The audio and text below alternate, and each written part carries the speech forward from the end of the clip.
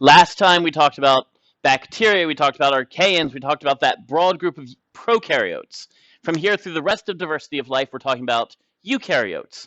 So I gave you all of like one full day on bacteria and archaeans. All the eukaryotes get several weeks, actually, the rest of the semester. And we're not just going to go through eukaryotes, we're also going to start going into specifically on how these different eukaryotic multicellular organisms work. But before we get to multicellular organisms, we're going to talk about the unicellular ones.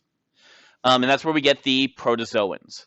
Now, 20 years ago, the protist group used to be lumped all by itself. We're like, all of these guys are single-celled and eukaryotic. They all belong together. Since that time, we've come to realize that taxonomy is not nearly as easy as we thought it was. And that's, I guess, a running theme for the course is taxonomy sucks. It's constantly getting everything wrong. We're constantly rearranging it. Everyone's arguing. Nobody can agree on anything. So why do I teach it? That's the question, right? So how do I teach taxonomy? It's always teaching. Basically, what I'm trying to show you is there's a process. And the process of science is always at play. It's always learn something new, change your conceptions, move on. So we get closer and closer and closer to a good understanding. In order to do that, we have to overcome our own internal biases. So the protozoan as a term is going to reference a broad group of individual organisms. It's derived from the term protos from the Greek, which means first, because these were likely the first eukaryotic organisms. Two characteristics of protists, and this is basically how we lump them together, is they prefer moist habitats. I know most of you guys don't like the word moist, but there you go. Moist habitats, and they are usually microscopic. That was it. That was the only criteria of being a protist. You're eukaryotic, you prefer moist habitats, and you're microscopic. It's not a great way to start a taxon. It's too broad. So, scientists for years have been arguing about how to classify them. We could classify them by their ecology. We could classify them by their habitat. We could classify them by how they move.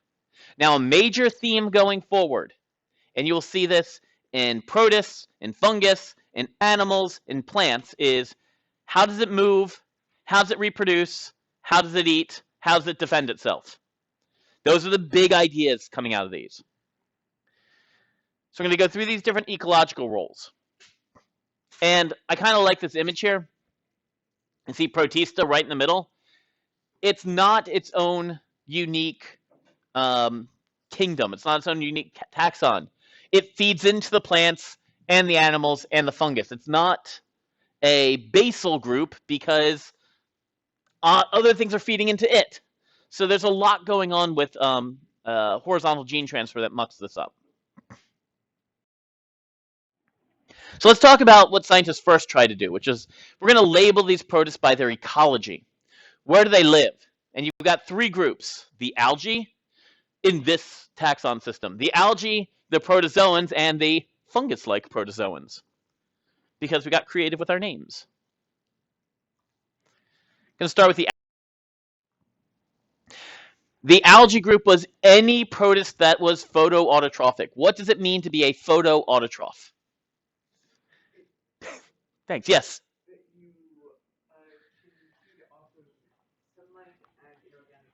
Right. So, like to put both your things together, sunlight came down.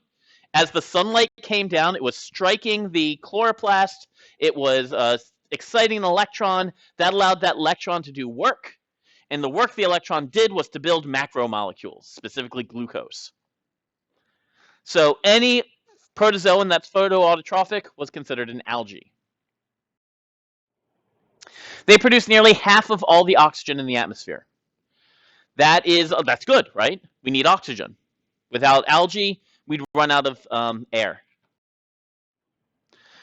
In the oceans, not only do they provide a lot of oxygen, especially during the daytime when photosynthesis is occurring, they also serve as the bottom of the food chain. They are the carbon source for most other organisms. Do you guys know what kind of fish this is? That's right, it's a plecostomus. Plecostomus is a type of aquarium fish that supposedly just eats algae. Several people have these in their tanks. They sort of, you can see them clinging to the side, eating the algae.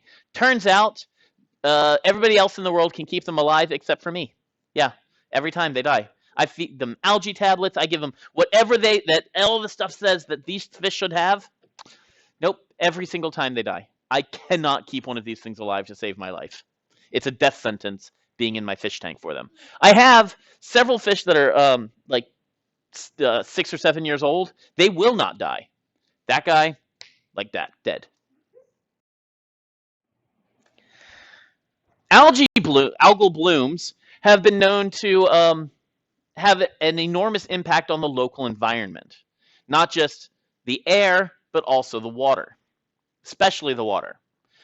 Here we can see an algal bloom off the coast. You can see this sort of blue-green, because it's a blue-green algae growing out there. Over here, you can see algae growing in runoff from a farm. You're putting a lot of nitrates into a ditch. Those nitrates encourage an algal bloom to occur. Here's what's going on with algal blooms. Now, we just said algae produce half the oxygen in the environment, right? Half the oxygen on the planet. You're following me on that. So algae, good. Yes? Right. That's what you would think. When are algae producing oxygen, specifically? During the daytime, and only during the daytime. Because it's only during the daytime where the light reactions to photosynthesis occur. But these plants still need to live at night. How do they survive at night? What do they need to do at night to get energy? It's not from the sun.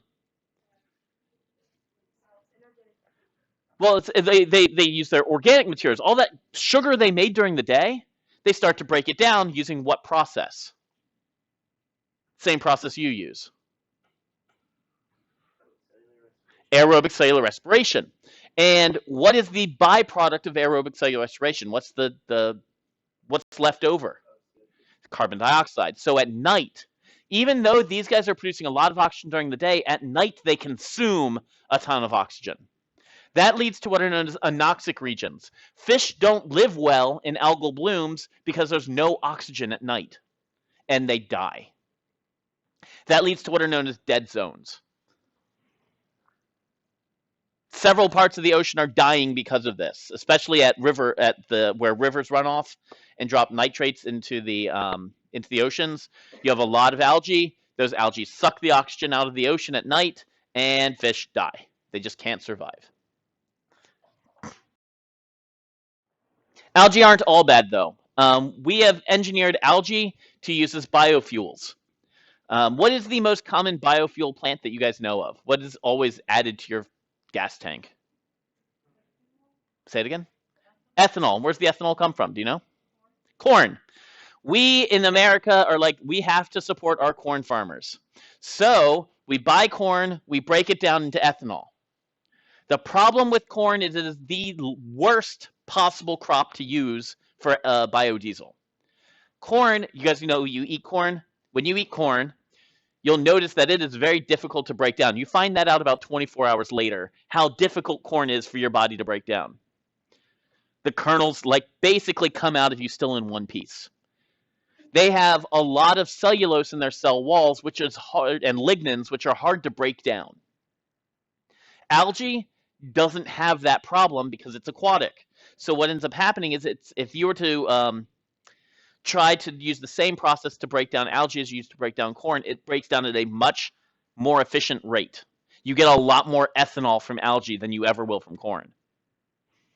So what they've done is you basically create sheets, and you grow the algae on the sheets, and then you just scrape the sheets off into a bin, basically with like a giant squeegee. You're like, boom, into a bin, and it turns into ethanol.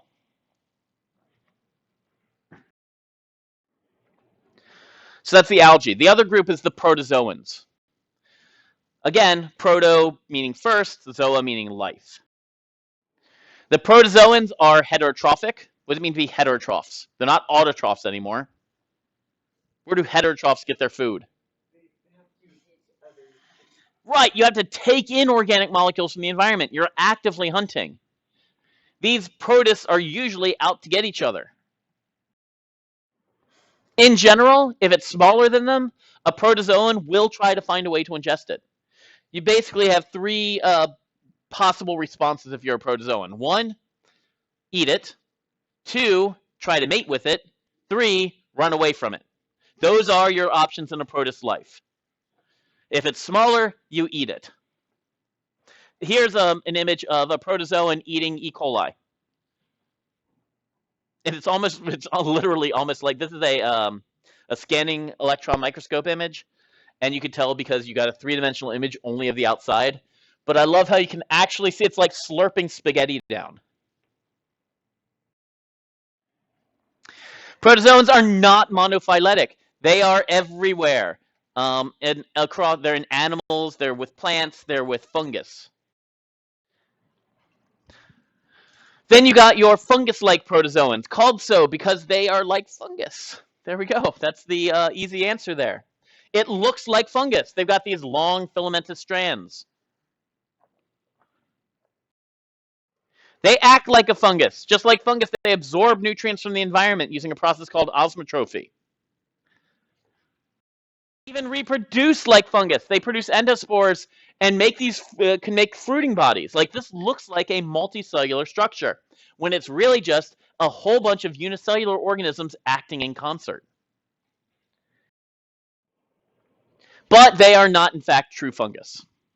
They are not related in the slightest to fungus. They have similar structures as fungus because that allows them to survive in the environment that they've adapted to, just like fungus. It's an example of convergent evolution, just like with sharks and dolphins and ichthyosaurs, or bats and birds. They live in the same environment, they're doing the same things, so they have the same basic form, because, as you guys know so well, form determines function. All right, so this doesn't work either. So we tried to classify them by basically by their ecological role, and that didn't work out. So there's a whole lot of overlap between these groups. Every time taxonomists try to say this group of protists are their own unique group, it does not work. And then we try to use genetics, and we find out, sure, none of these guys are related to each other. Try another way. We're going to try to label them by where do they live, their habitats. So they said, great. There's only two possible things you could do here. You can swim or you can attach to a substrate. Basically, you're in the water column or you're at the bottom of it. If it swims or it floats, it's termed phytoplankton. So here, actually, this is a great image. This is bioluminescence at a beach. If you guys were to go to a beach at night and have no lights, so usually those beaches that are protected for sea turtles, if there's no light on the beach, you will see colors in the waves. You'll see light in the waves. And oftentimes your eye will say, that's the moon reflecting off it. But especially when there's no moon, there's no light, it's all because of the phytoplankton that are washing up and freaking out and flashing. Phytoplankton are super small. If they were any bigger, if they were big, they would sink. So you stay a small size allows them to float. It requires them to use less energy to get to the top of the water column. Why do you think it's so important to be at the top of the water instead of at the bottom? Right. At the top, you get sunlight. You're in what's called the euphotic zone. That means there's light there. Floating becomes key because you don't expend energy and you're close to food. And it's just like you guys, right? If you're sitting down to watch a show, you want the food next to you. You don't want to have to constantly get up and move to it. These phytoplankton are either short filaments linked end to end, or single cells or colonies linked together by, go figure, glycocalyx, the glue of the biological world. So here we can see long filamentous strings of phytoplankton, all linked using glycocalyx, and you can even see some flagella hanging off.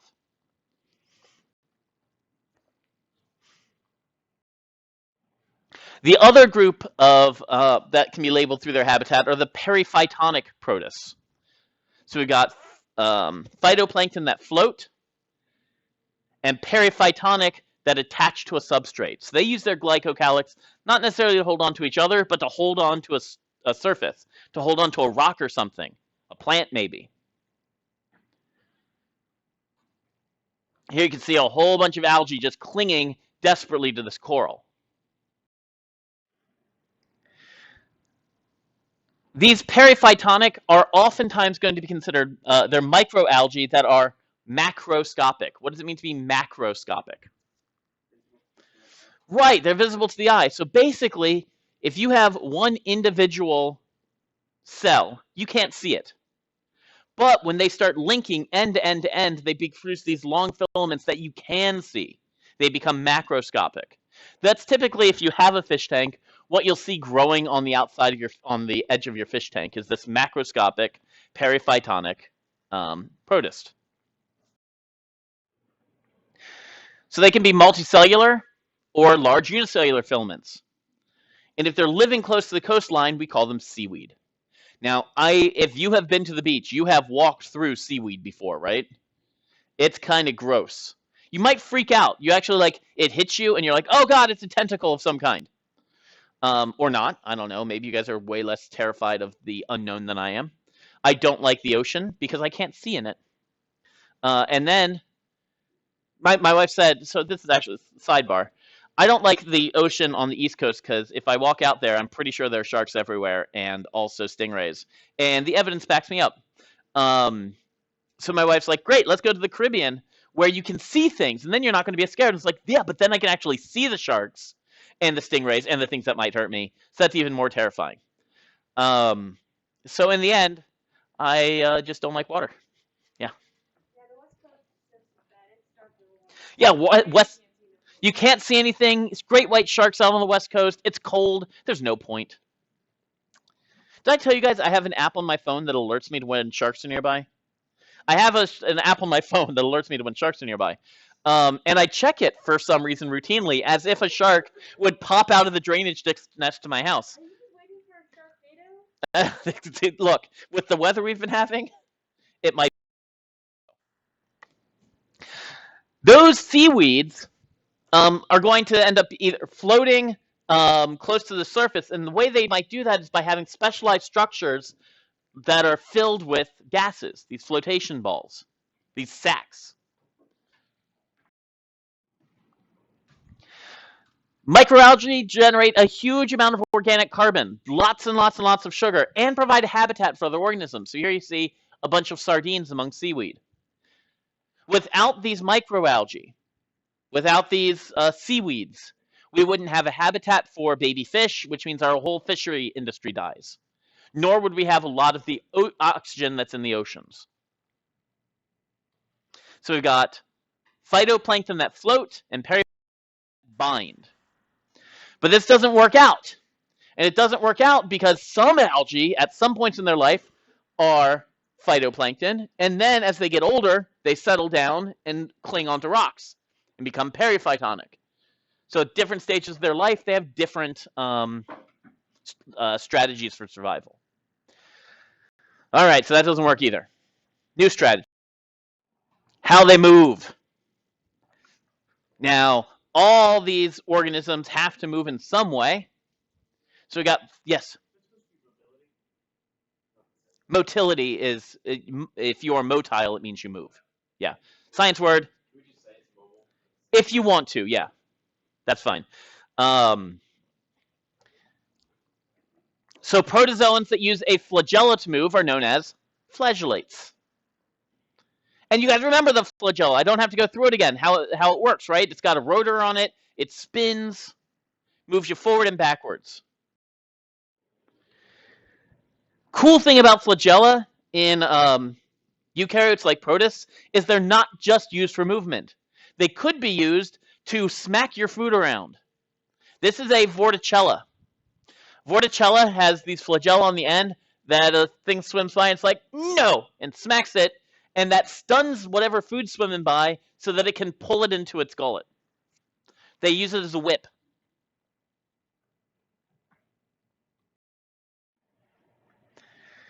Usually, flagella are only used on very, very small protozoans because they don't provide a lot of motive force. They are a big structure that allows you to keep a small surface moving quickly, but is not good for large surfaces. It's the equivalent of a speedboat motor. These things can be, if you guys have ever been on a lake or something when people are boating, you got some people that invest a lot of money in their motors that make them go really fast. If you took that same motor that makes a speedboat go very fast and put it onto a cruise ship, what would happen? Not much. You're not moving anywhere. So it's great for a small organism, not good for a large organism. Some stationary microalgae or protozoan colonies like Volvox use flagella to not just they try to the Volvox itself will move the whole colony, but they move the individual reproductive cells. Because as we'll see in a few minutes, some protists actually create haploid sex cells that swim off to find other haploid sex cells. They undergo meiosis. So they might be flagellated, just like a male sex cell in humans. Another type of movement are the ciliate movement. So these are going to be like your paramecia. They've got cilia. You can see them on the edges all over the place. Now, one thing that's super important I want you guys to remember is that we're looking at a cross section here. Remember, this is a three-dimensional organism. It's not just that it has cilia like a series of oars on an old boat. These cilia are all over the organism, its entire surface. It's like, imagine the fuzz on a peach. That would be like the cilia on these things. It's all over, not just in one band. Those cilia do not have as much individual motive force as a flagella. They don't have the surface area to do that. But there are a lot more of them. When you're comparing the flagella and the cilia, think of it like a speedboat motor versus like a fishing motor. If you had a speedboat motor, it's going to go way faster than the individual fishing boat motors. But if you were to take millions of those individual fishing boat motors and attach them to a cruise ship, you might get some motive force on it compared to trying to move it with a flagella.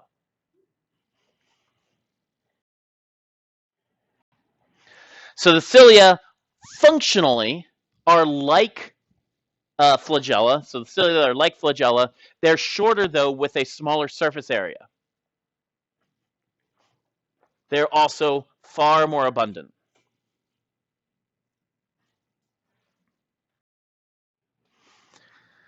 So that allows even the largest of cells, like the spirostonum, very quick movement and very high flexibility. It's able to turn on a dime. You know, the largest single-celled organism exists at the bottom of the sea, and it's roughly the size of your fist. It's covered in cilia.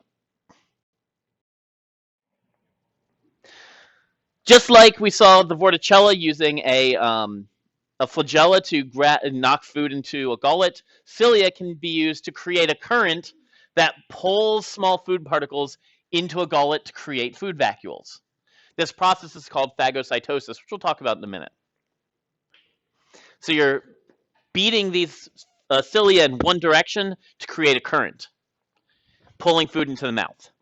Oh, it's not a mouth, it's a analogous structure to a mouth. Another way they move is called amoeboid movement, perhaps best exemplified by the amoeba.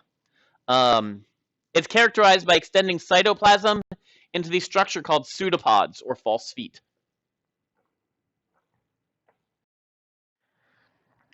Basically, what will happen is the pseudopod, the cytoplasm will extend outward. Then with the cell membrane, that's going to be all of your actin filaments are changing the cell membrane, extending it out, and then the cytoplasm will flow into that extension. Once it flows into that extension, the rest of the body sort of contorts and follows behind.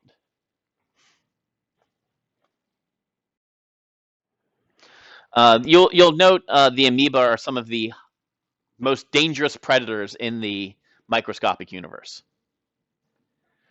And then the last group are called the mucilaginous group. These organisms move by secreting slime in front of them and sliding along it. Yeah, not kidding. It's sort of like if you know, I know maybe dating myself, but there was an X-Men character called Iceman. And Iceman would create paths of ice in front of him that he would just slide on like all over the city. I never knew what happened like after he created these things, but basically he's sliding along them by just creating a trail right in front of him. Okay, that doesn't work out for you guys. Think about it this way. Do you guys know what a slip and slide is? Imagine, if you will, jumping on. It's basically laying out a slip and slide in front of you and just sliding on it forever. So you're just riding along it. You guys, when you went on slip and slides, do you ever hit a rock? Yeah, that sucked, but welcome to childhood. Um, you always hit that rock going through. So there we go. 4 ways of movement. You've got mucilaginous, where you're creating a slime trail in front of you that you slide along. You've got amoeboid, where you're going to extend pseudopods and pull yourself along. You've got ciliate, where your cilia, which are all over the cell, are beating in unison to move you in a certain direction, and that's good for large cells. And you've got flagella, which is a single or up to 4 structures that are pushing you in a direction typically used on small cells.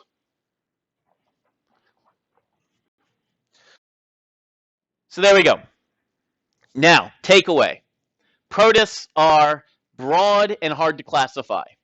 They do not fit into a standard taxonomic, a standard taxon. They're paraphyletic. They're all over the place. Attempts to put them in their taxon have repeatedly failed, and they will continue to fail. They're basal to most kingdoms. So you have some protists that are going to go on in the plant group. You have some that are in the animal group, and some that are in the fungus group.